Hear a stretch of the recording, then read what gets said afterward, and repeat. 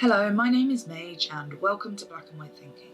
Here are my thoughts on Harley Quinn Season 3, Episode 5.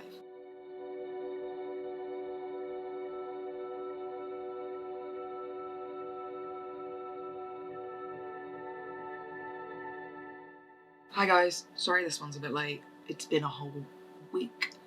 And let's be real, it's a Joker episode, so I doubt you guys mind me putting it on the back burner a little. But yeah, this week's episode was a Joker one, which, It was a fine episode. As TV episodes go, it was actually quite functional. It was probably one of the more functional episodes of the entire show. It had a really clear plot, clear themes, a story everyone could follow, and it can stand on its own outside of the rest of the show. So overall, successful episode. Before I have my usual rant about Joker and his place in the show, I'm just gonna say a few more things about the actual episode and then we'll get to the bit that I know you're all here for. So ignoring the fact that this episode was about the Joker, a character I have far too much history with to enjoy an episode of television like this with, but ignoring all that, I enjoyed Alan Tudyk's performance. He's great, he's really good as Joker, and like I said, I find him really refreshing, almost too refreshing, and I've always been a Tudyk fan anyway. I enjoyed seeing Amy Sedaris. I love Princess Carolyn, specifically. She did a great job playing this episode's Karen. It's nice seeing Joker's family. I actually like the characters they've given them all. I like seeing the relationship that Joker has with his stepson, although it'd be nice if he had one of those with his stepdaughter as well. I guess the Joker remains a misogynist as always. I enjoyed seeing Gordon come back to reality a little bit, or mostly. I'm glad he had the realisation that he's worse than the Joker in terms of being a parent, and that is something to be ashamed of, because he not even kind of, he has consistently treated Barbara like shit in this show, and I know it's a joke because he's a drunk, but also it was important to move past that at some point and to have some reflection on Gordo's part, especially in regards to how he treats Barbara. I enjoyed seeing Harvey Dent just be two-faced, as he pointed out. Harvey Dent is always one of the characters whose villainy is often written off because he has a mildly depressing backstory, and like, who in Gotham doesn't have a mildly depressing backstory? I do love just seeing villains be villains sometimes. And that whole constant, my name is literally Two-Face, what did you think I was going to do joke was pretty funny. Joker having sleep apnea really made me laugh for some reason. I don't know why. It's truly dad behaviour. I enjoyed the Full House style intro. It reminded me of Bensonhurst, I liked it back then too. All of that was fine. Good, fine.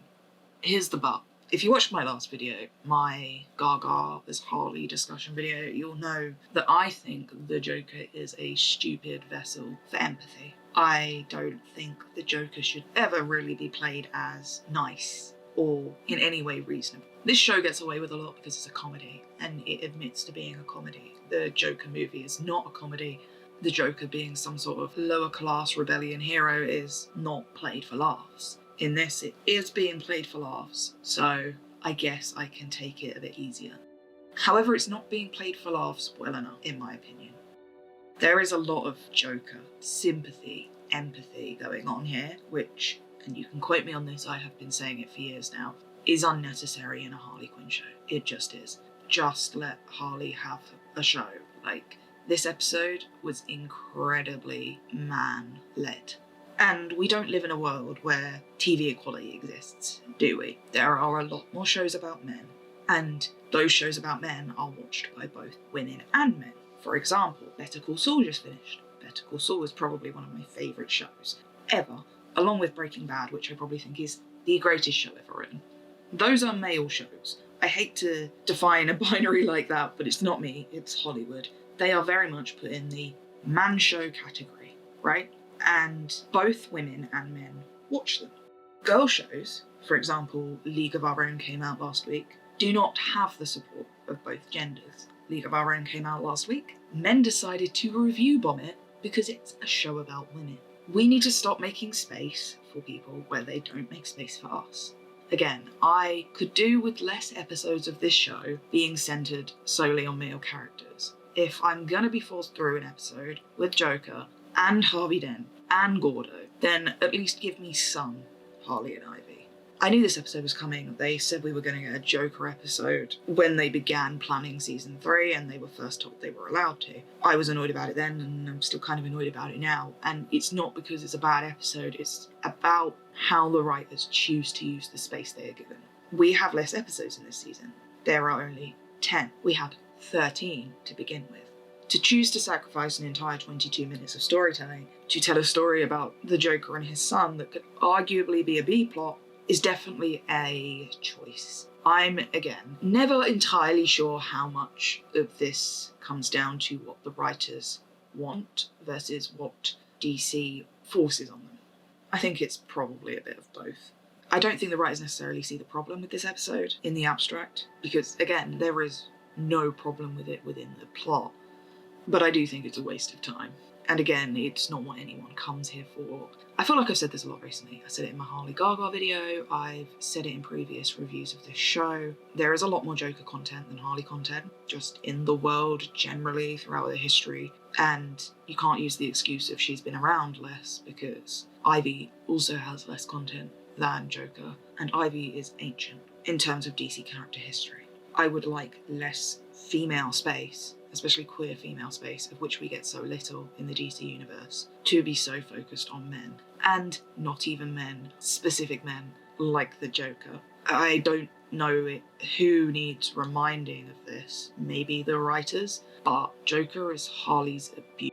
He's not a cool hit dad. And even if this episode, again, is fine, I'm not like offended by it, I can't seem to justify its place in this show overall. And I don't think anyone's surprised that I feel that way, are they?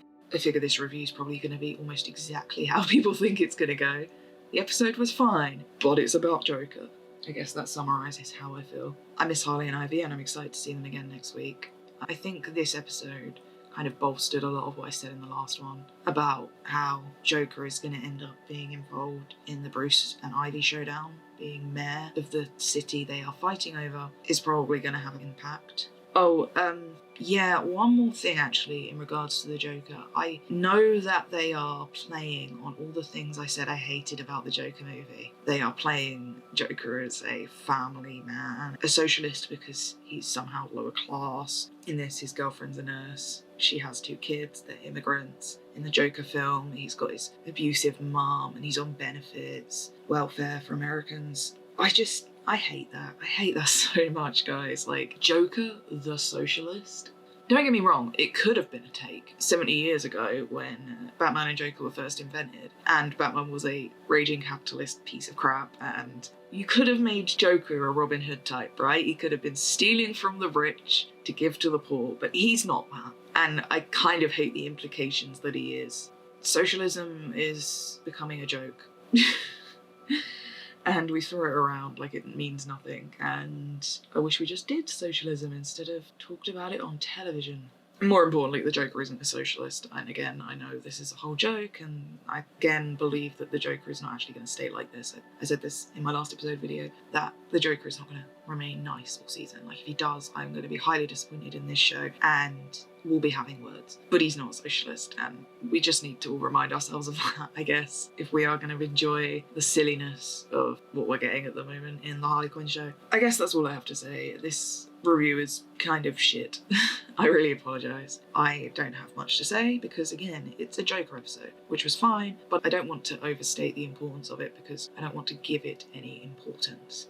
I guess it was slightly more interesting than the Batman solo episode in the grand scheme of things, so I will give it that. I want to know what you guys think though. Are you fine with the Joker episode? Did you think it was the best? I know a lot of people in my group chat thought it was really good, and that's fine. I, again, didn't have anything against the episode. I actually thought it was quite an enjoyable episode. Me and my girlfriend watched it together, laughed, had a great time. I just need less Joker in my Harley Quinn show, I just do. I know everyone thinks I'm a raging feminist for saying that, but oh well. Thanks for being here, guys. I appreciate it, as always. If you've been slugging through these episodes with me and these reviews, then you are a champ, and I owe you one. Stay safe. Mage out.